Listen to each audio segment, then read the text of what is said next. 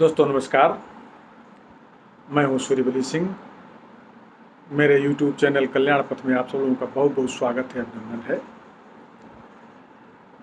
दोस्तों आज मैं फिर से एक और जातक कथा आप लोगों के समक्ष प्रस्तुत कर रहा हूं, जिसका शीर्षक है सहिष्णुता का व्रत।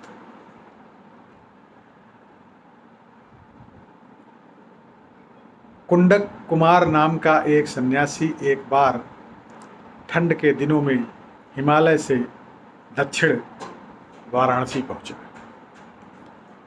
वहां उसके बचपन का मित्र एक सेनापति था। उसने सन्यासी को राज उद्यान में स्वच्छंद भ्रमण की अनुमति दे दी।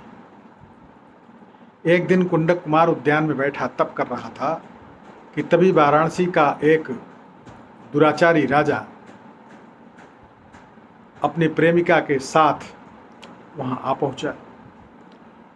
वहां वह उन सुंदरियों के साथ आमोद प्रमोद करते हुए सो गया।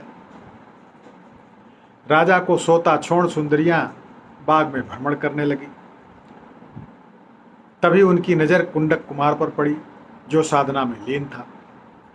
सुंदरियों ने उसका ध्यान आकृष्ट कर उसे उपदेश सुनाने को कहा।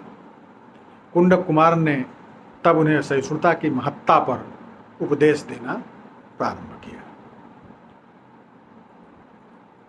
थोड़ी देर के बाद जब राजा की नींद टूटी तो अपनी सुंदरियों को ढूंढता हुआ कुंडक कुमार के पास पहुंचा।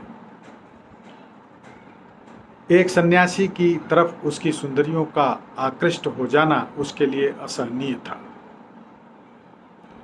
अतः क्रोध से उसने सन्यासी से पूछा कि उन सुंदरियों को कौन सा सबक सिखा रहा था। सन्यासी ने तब उसे भी सहिष्णुता की बात बताई, जिसके परिपालन का स्वयं उसने व्रत ले रखा था।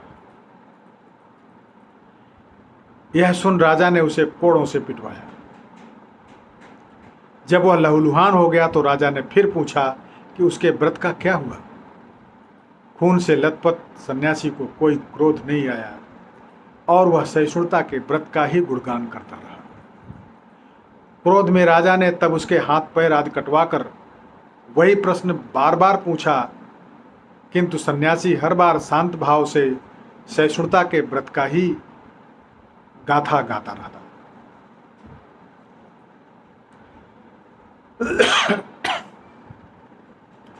अंत में उस सन्यासी की सहिष्णुता से परम क्रोधित हो राजा ने उसकी छाती पर लात मारा और वापस लौट गया।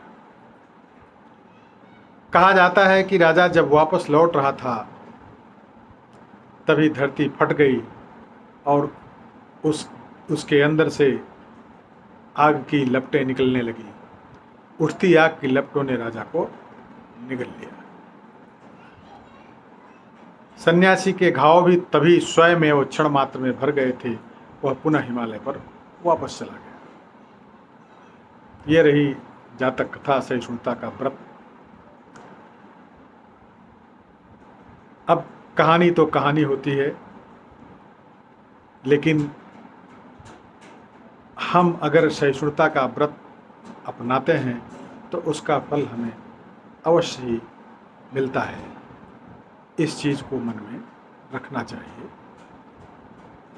कहानी कैसी लगी कमेंट्स में अवश्य लिखिएगा और अपने दोस्तों मित्रों परिजनों को शेयर अवश्य कीजिएगा।